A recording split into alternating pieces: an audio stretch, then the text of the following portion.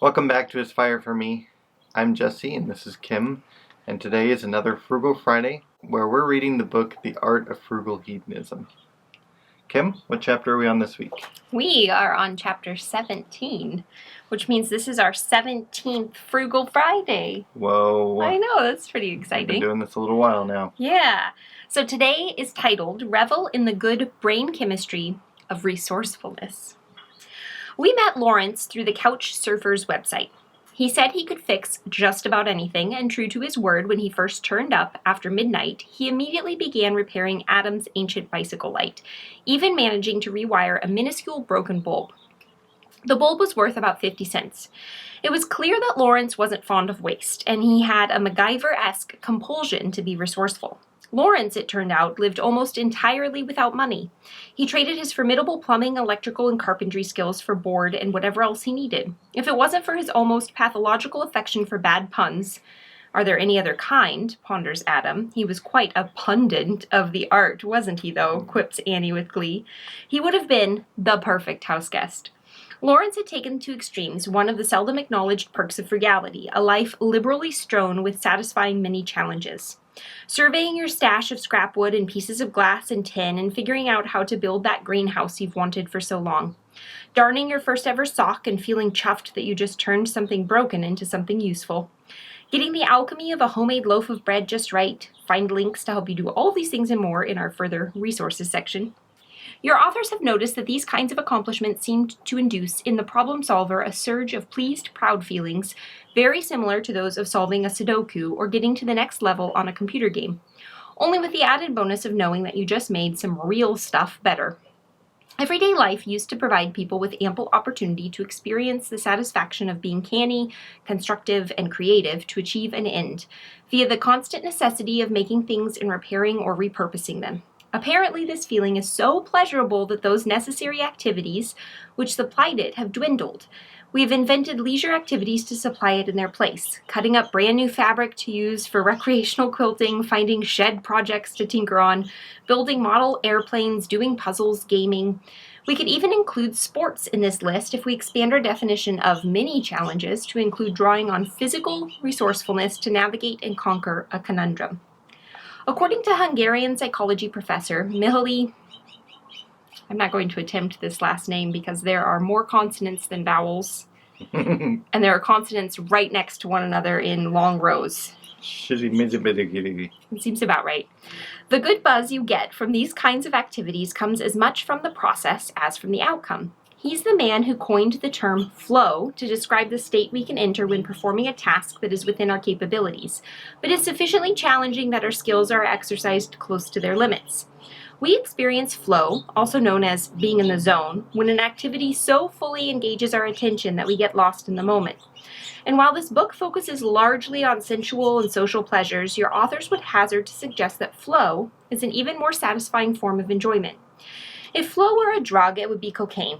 According to flow researcher Corinna Pfeiffer, a flow experience resembles the more positive aspects of a cocaine high, a rewarding feeling of high energy and alertness accompanied by an improvement of concentration and therefore performance, a carefree trust in one's own abilities while forgetting about basic human needs such as hunger or sleep. Yes, the old man obsessively restoring a Model T engine in his shed and the high-flying lawyer snorting coke in the courthouse bathroom may be chasing the same kind of high. While flow is most notably associated with making art or navigating challenges within a sport, puzzle, or game, frugal living gives you bountiful opportunity for similarly engrossing uses of your creative and physical abilities. Honing problem-solving skills so you can repair a motor or engine, developing an intuitive feel for cooking with raw ingredients, learning to draw for entertainment, becoming brilliantly nimble on your bicycle, training your foraging eye to lead you to bounty, getting good at crafting anything with your own hand. All these things take some perseverance while you're getting there, but once you're there, immersing yourself and using your skill is immensely, flowishly pleasurable. By the way, beloved reader, we don't want to give you the impression that we're merely junkies for the fleeting flow buzz here. For just as lovely as the instant surge of pleasure that comes from using your wits well, is the ravishing sense of freedom that comes with knowing that you have them there to be relied upon.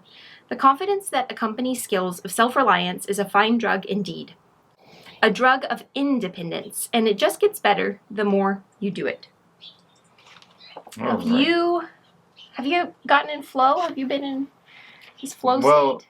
I was while you read, I try and come up with what I'm going to talk about Oh, okay. in the sections. But um, this section had like 3 different things it was talking about. So it kind of started off with resourcefulness and kind of reusing, repurposing stuff, and then it was kind of talking about the ability to kind of fix your own stuff, and so then, but all of a sudden we're on flow. So I don't totally know that I understood what flow is. Can you better explain it for me? Well, they use a slightly different explanation of flow than what I sort of originally thought that it was. So typically it's flow is a state where you're like using your maximum skills, but your brain is so like engaged, but also you're not feeling frustrated. Like you're just kind of doing this thing and you're so focused on it. And typically, like, you forget that you maybe have to eat, or that it's, like, past your bedtime, or that you need to go to the bathroom, or you're just, like, holding it because you're wanting to do this thing that you're doing. So it's like this thing where you're somehow in this magical sweet spot where you're so engrossed in what you're doing that your brain, it's all your brain can think about. And a lot of people practice mindfulness, and they can actually, like, reach this state of flow just doing normal everyday things. But usually if I'm doing something that's a little bit mundane, my brain is thinking about something else, or it's listening to a podcast, or in this case, I don't know if you can hear them, but it's currently listening to the birds as well as articulating what I'm saying. But the flow is like where you're so engrossed in that one thing that you're doing. Yeah, I think they're telling you your bird feeder's empty.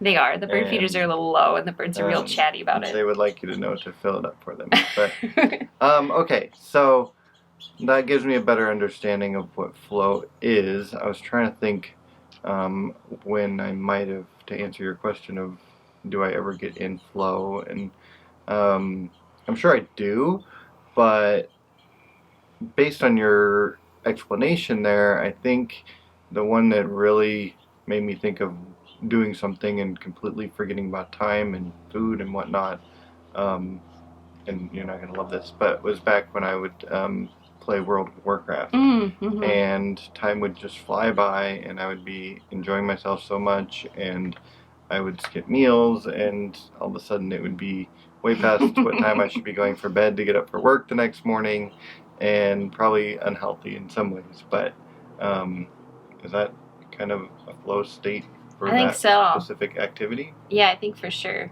I think what they're talking about here is finding a way to like get that state in a way that like contributes to not necessarily your quality of life, because I'm sure your quality of life felt, you know, pretty high when you were engaged in this game that was giving you that flow state, but in a way that like somehow contributes to like your life, like figuring out how to repair something and getting enjoyment from that, or